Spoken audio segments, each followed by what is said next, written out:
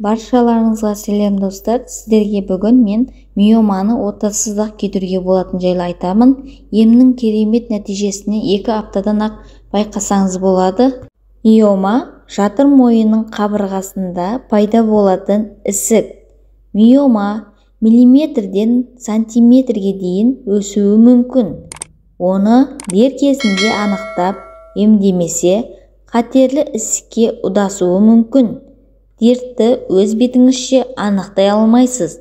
Денсаулығын ойлаған кез келген әйел жатыр мойнын түтікшесін ультрадыбыстық зерттеуден өткізуі керек. Осы аппарат жатырда миоманың бар жоғын анықтап береді. Егер жатырда миома болса, оның жағдайына қарай қажетті ем жүргізуіңіз керек болады. Гинекологтар мамандары УЗИдің нәтижесіне қарай белгілі бір ем тағайындайды. Одан бөлек үйде мына әдіспен миоманы емдесеңіз болады. Ара желімі. Ара желімі кез келген миоманы емдеуге қабілетті. Оның көмегімен жатырға қоятын арнайы тығындылар дәрі свича әзірлеуге болады. Тіпті үйде мынандай тұнба әзірлеп ішсеңіз де керемет ем болады. Тұнбаны әзірлеу үшін 1 литр спиртке 40 грамм ара желімін араластырып, бетін жауып қойыңыз. Ыдысты күн тимейтін салқын жерге қою керек. Күніне 2-3 реттен ыдысты қозғап тұруды ұмытпаңыз. Тура 2 аптадан соң дайын болған тұнбаны сүзіп алып, 1 ас қасықтан күніне 1 рет ішесіз. Емделу мерзімі 3 күн. Арада 10 күн үзіліс жасап, емді тағы жалғастырасыз. Осы тәртіппен 5 рет қайталау керек. Бал. Бал емін дайындау үшін 1 стакан таза бал, 100 грамм түйме жапырақ тамырының шырыны, 100 грамм шырғанақ және шайқурай майы және 0,2 грамм мумие қажет. Бәрін бір ыдысқа салып, жақсылап араластырыңыз. Дайын болған қоспаны қабатталған дәкеге орап, тұғынды дәрі әзірлейсіз. Свича. Оны күнде ұйқыға жатар алдында қынапқа саласыз. Алой. 1 стакан езілген алой жапырағын ыдысқа салыңыз.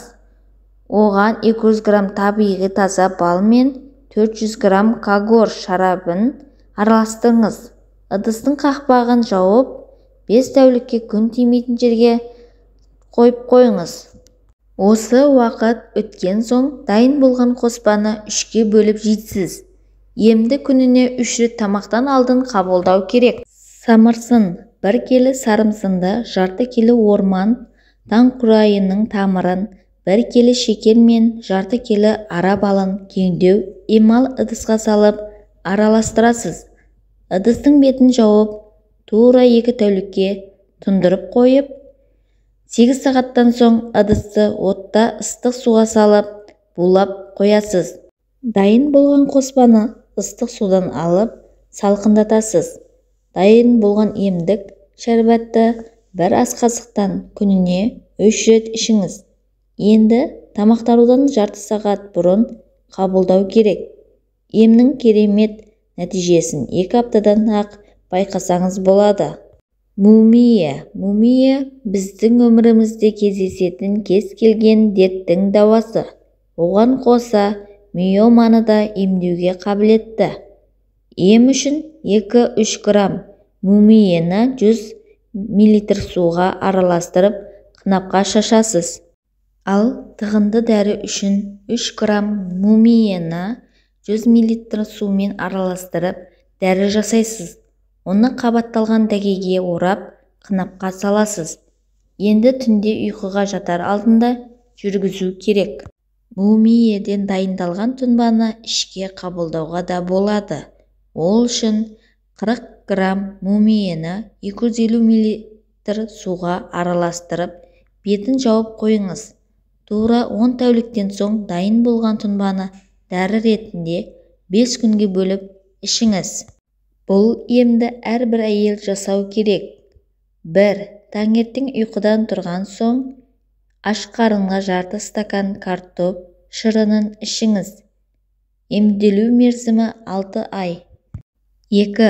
Күнде орман бүлдіргенін шай сияқты демдеп ішуге әдеттеніңіз. Бұл сусынның да миоманы емдеуге керемет мүмкіндігі бар. Достар, миома жайлы айтқан тақырыбым ұнаған болса, менің каналыма тіркеліп, лайк басып, қоңыраушаны басып кетіңіздер. Сіздермен бірге болған пайдалы кеңестер бір арнасы.